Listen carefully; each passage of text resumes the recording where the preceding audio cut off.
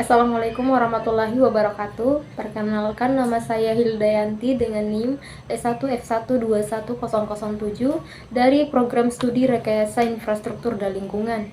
Adapun tujuan saya membuat video ini yaitu untuk menyelesaikan tugas mata kuliah Infrastruktur Wilayah dan Kota. Adapun di sini saya mengambil judul infrastruktur yang ada di negara Prancis. Mendengar negara Prancis, tentu pusat perhatian kita akan tertuju pada kota Paris, sebuah kota yang terkenal sebagai pusat mode dunia. Selain itu, Paris merupakan kota yang kaya akan sejarah, budaya, kuliner, dan sastra. Bahkan bagi penulis dan pengarang lagu mengatakan bahwa ibu kota Prancis ini adalah tempat yang bagus dijadikan sebagai sumber inspirasi. Dengan segala keindahan yang mempesona dan keajaiban lainnya, membuat kota ini menjadi tujuan objek wisata yang paling populer di dunia. Sehingga hampir ratusan ribu pengunjung setiap tahunnya yang datang berkunjung di kota ini yang merupakan salah satu kota paling romantis sedunia. Beberapa objek yang dapat dikunjungi yang seperti Menara Eiffel. Menara Eiffel adalah bangunan yang paling menonjol di kota Paris dan dikenal di dunia sebagai simbol negara Prancis. Namanya diambil dari nama perancangnya, Alexander Gustave Eiffel, dan sejak dibangun pada 1889 sampai 1930 adalah bangunan tertinggi di dunia. Sebagai tempat wisata dan ikon Paris serta Prancis, menara ini dikunjungi oleh sekitar 5,5 juta turis. Menara ini memiliki ketinggian 300 meter dan di atasnya terdapat antena televisi setinggi 20 meter. Selain Menara Eiffel, terdapat juga Museum Louvre. Museum yang dulunya merupakan istana kerajaan Prancis ini menyuguhkan sekitar 350.000 koleksi karya seni, di antaranya lukisan Mona Lisa, mahakarya yang begitu mendunia hasil Seren Leonardo da Vinci. Perlu diketahui cara masuk ke museum ini cukup baik, cukup unik. Di lapangan bagian dalam kompleks Istana Louvre terdapat bangunan berbentuk piramida kaca yang dikelilingi kolam dan air mancur. Dari pintu ini dengan eskalator, calon pengunjung dibawa ke lantai bawah tanah dengan desain bangunan modern. Museum lainnya seperti Museum Orsay juga patut dikunjungi. Museum yang digubah dari sebuah stasiun kereta api tua yang menghitung banyak karya impressionis dan pasca impresionis sebagai koleksi, termasuk dari Monet, Renoir, dan Van Gogh dan Gauguin. Selanjutnya akan kita bahas mengenai infrastruktur yang ada di negara Prancis.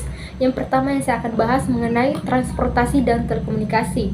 Sektor transportasi mencakup perusahaan-perusahaan dinamis seperti Perhimpunan Nasional Kereta Api Prancis, operator kereta api milik negara, dan Air France. Maskapai penerbangan nasional yang mempunyai lubang erat adalah Presiden Peralatan Transportasi dan perusahaan teknik sipil yang bertanggung jawab membangun infrastruktur baru.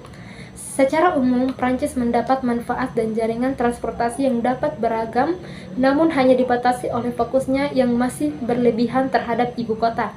Bagi pergerakan di darat, jaringan jalan menjadi semakin penting. Misalnya, sebagian besar lalu lintas barang dalam hal volume dan jarak barang yang diangkut dilakukan melalui jalan darat. Dominasi ini dicapai melalui jalur kereta api dan jalur perairan pedalaman. Yang kedua yaitu infrastruktur jalan. Lalu lintas di jalan raya meningkat lebih dari 2 kali lipat sejak tahun 1970 dan sekitar 1/5 kendaraan adalah kendaraan komersial. Sistem jalan raya ekstensif sepanjang sekitar 6.000 km telah dikembangkan untuk menghadapi kondisi lalu lintas yang semakin padat. Namun hanya sebagai kecil dari jaringan ini yang terdiri dari jalan utama atau rute nasional dan jalan raya. Pembangunan terakhir ini dimulai jauh lebih lambat dibandingkan di negara-negara tetangga dan baru pertengahan tahun 1960-an program pembangunan besar-besaran dilaksanakan.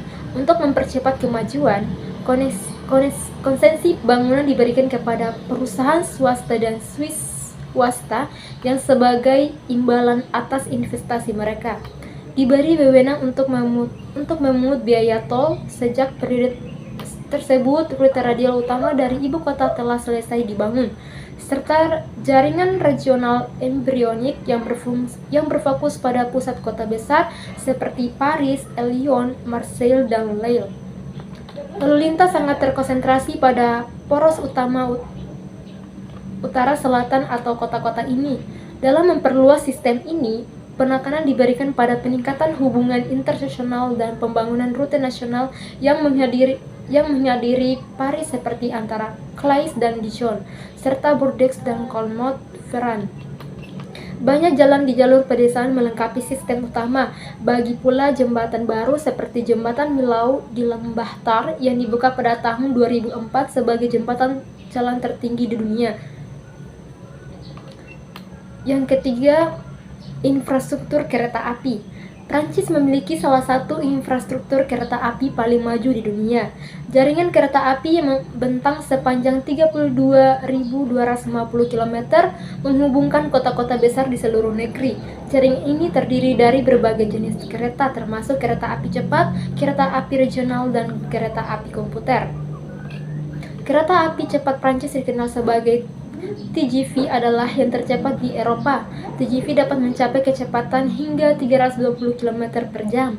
TGV menghubungkan Paris dengan kota-kota besar lainnya di Prancis seperti Lyon, Marseille, dan Bordeaux. Kereta api regional Prancis menghubungkan kota-kota kecil dan menengah di seluruh negeri. Kereta api ini biasanya lebih lambat daripada TGV, tetapi lebih murah. Kereta api komuter Prancis menghubungkan kota-kota besar dengan pinggirannya. Kereta api ini biasanya beroperasi pada jadwal yang sering dan terjangkau. Infrastruktur kereta api Prancis dikelola oleh perusahaan NCV. NCV adalah perusahaan milik negara yang bertanggung jawab atas transportasi kereta api di Prancis.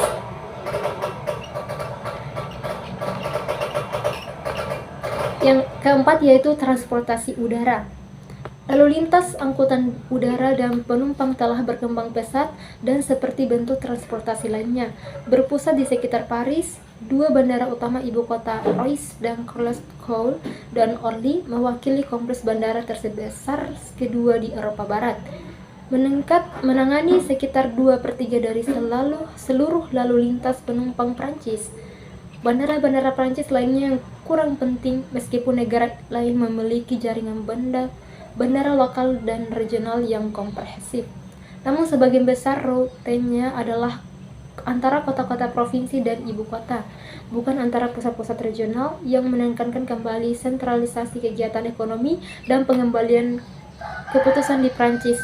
Nice dan Marseille adalah pusat udara regional tersibuk dan bersama dengan Lyon, Bordeaux, Toulouse, dan Charleroi merupakan salah satunya bandara provinsi yang memiliki lalu lintas internasional dan signifikan. Yang kelima adalah telekomunikasi.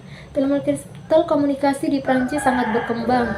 Prancis dilayani oleh sistem pertukaran telepon otomatis asistif yang dihubungkan oleh jaringan modern kabel serat optik, kabel koaksial, relay radio gelombang mikro, dan sistem satelit domestik. Layanan telepon seluler tersedia secara luas, berkembang pesat, dan mencakup layanan roaming ke luar negeri. Selanjutnya, infrastruktur pendidikan. Infrastruktur pendidikan di Prancis sangat baik. Semua sekolah negeri memiliki fasilitas yang memadai, termasuk ruang kelas yang luas dan terang, perpustakaan, laboratorium sains, dan ruang olahraga. Sekolah-sekolah ini juga memiliki akses ke teknologi terbaru seperti komputer dan internet.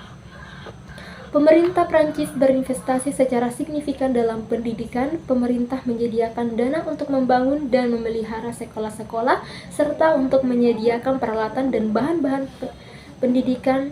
Pemerintah juga memberikan subsidi kepada siswa yang membantu mereka membayar biaya kuliah. Infrastruktur pendidikan yang baik di Prancis membantu memastikan bahwa semua anak terlepas dari latar belakang mereka memiliki kesempatan untuk mendapatkan pendidikan yang berkualitas. Selanjutnya, infrastruktur kesehatan. Pada tahun 2000, WHO memberikan peringkat pertama pada Prancis dalam hal memberikan perawatan kesehatan yang terbaik secara keseluruhan kepada warga negaranya. Warga negara Prancis menikmati perawatan kesehatan universal yang didanai oleh pemerintah melalui pajak penghasilan. Sekitar 75% dari biaya kesehatan ditanggung oleh pemerintah. Selain itu, ada fasilitas perawatan swasta yang memungkinkan warga untuk menerima prosedur bedah dengan biaya tambahan. Fasilitas ini adalah opsional dan dimaksudkan untuk mereka yang memiliki uang. Hanya harga yang ditetapkan oleh dokter swasta sudah ditetapkan pemerintah. Secara keseluruhan, ada 3,37 dokter per 1.000 orang.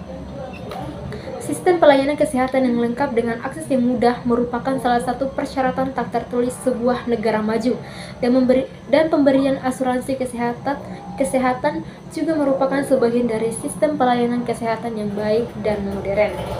Dan negara-negara berkembang banyak mencontoh baik seluruh maupun hanya sebagian dari sistem pelayanan kesehatan di suatu negara maju.